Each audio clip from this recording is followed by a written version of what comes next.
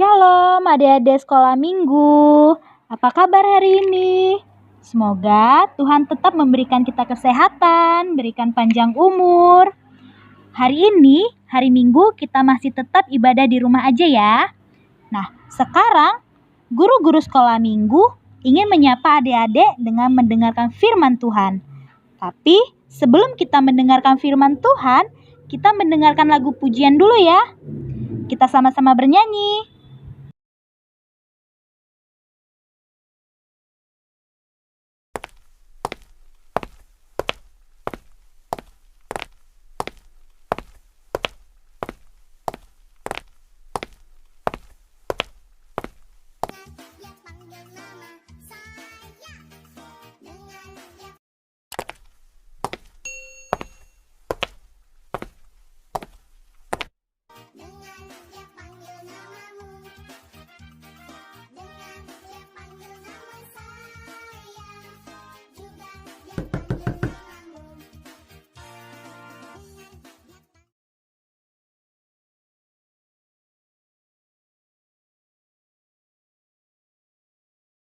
Shalom anakku. Yesus di dalam rumahku, senang-senanglah, senang-senanglah, senang-senanglah. Yesus di dalam rumahku, senang-senanglah, senang-senanglah. When Jesus in the family, happy, happy home, happy, happy home, happy, happy home. When Jesus in the family, happy, happy home, happy, happy home.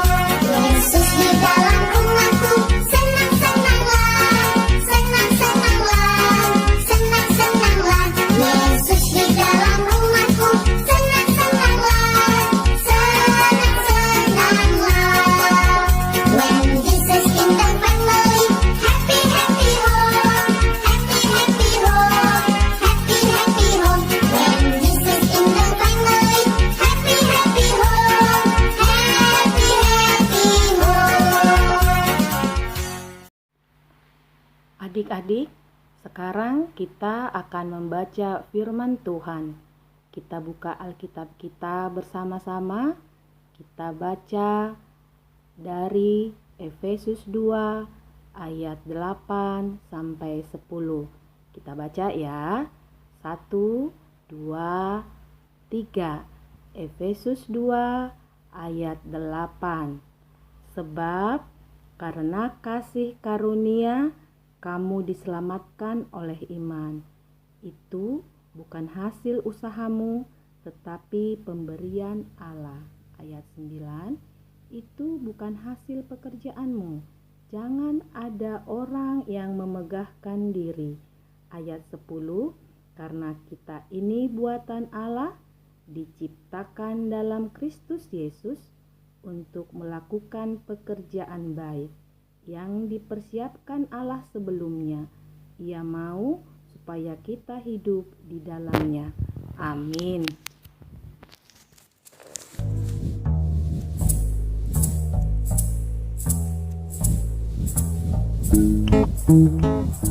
Allah memiliki pekerjaan untuk Yunus, tetapi Yunus sebaliknya tidak menginginkannya.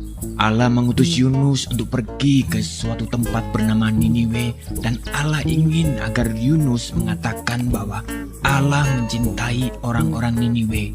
Tetapi Yunus tidak mau melakukannya, karena menurut Yunus orang-orang Niniwe itu jahat dan mereka suka melakukan banyak kejahatan. Allah tahu apa yang dikatakan Yunus itu memang benar.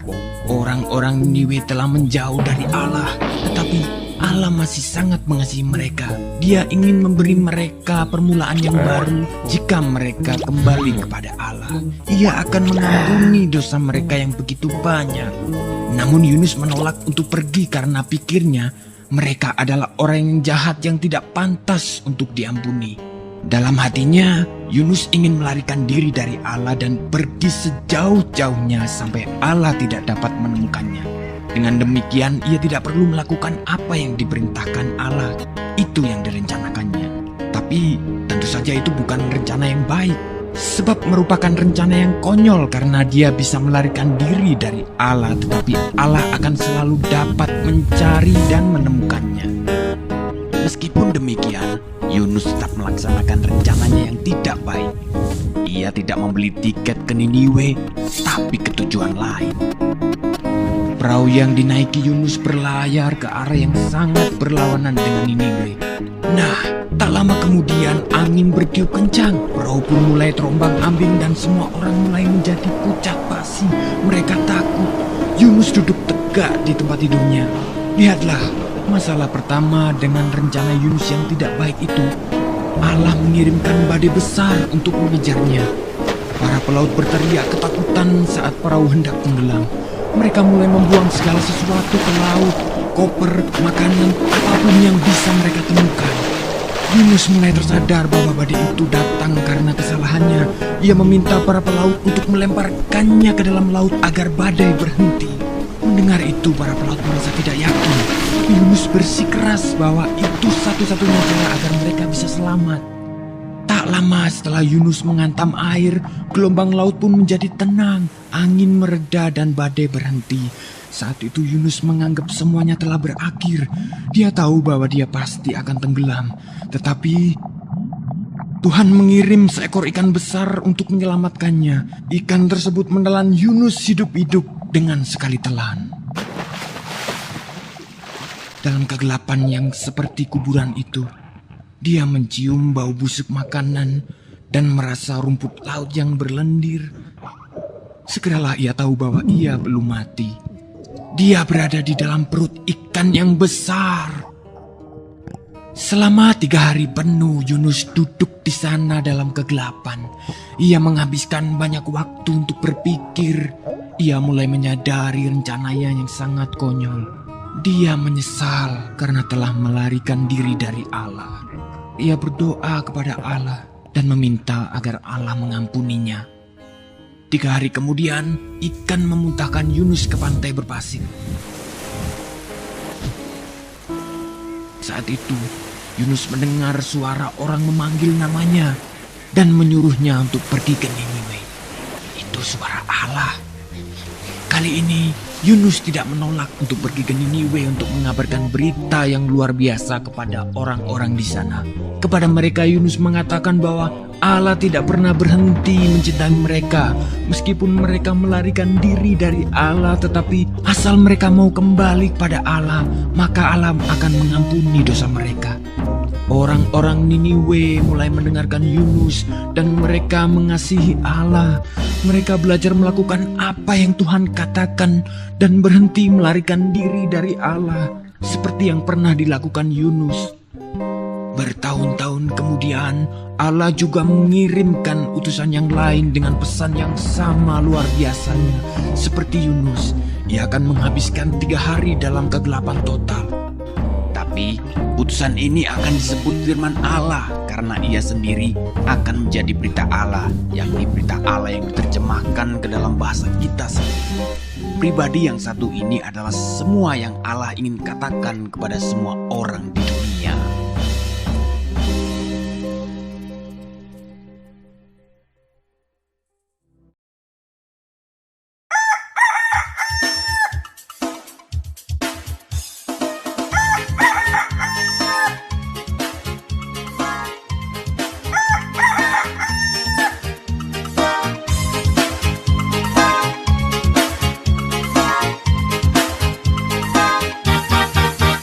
Dari terbit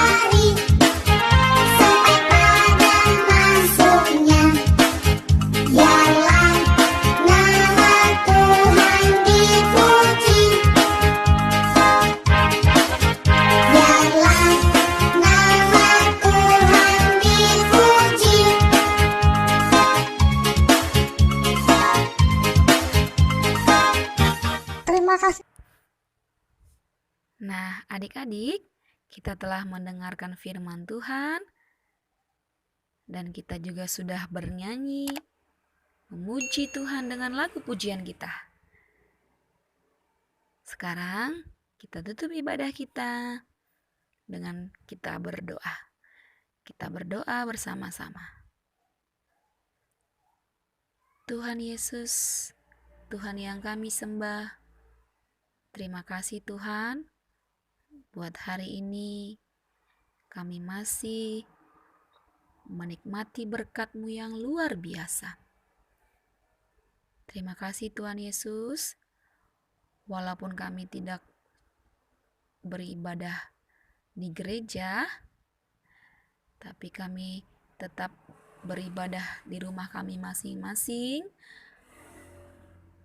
Kau yang memberkati kami Tuhan, Kau yang menjagai kami, Kau juga yang berikan kami kesehatan Tuhan, dan kami sudah mendengarkan firman-Mu, yaitu tentang keselamatan karena kasih karunia-Mu Tuhan Yesus.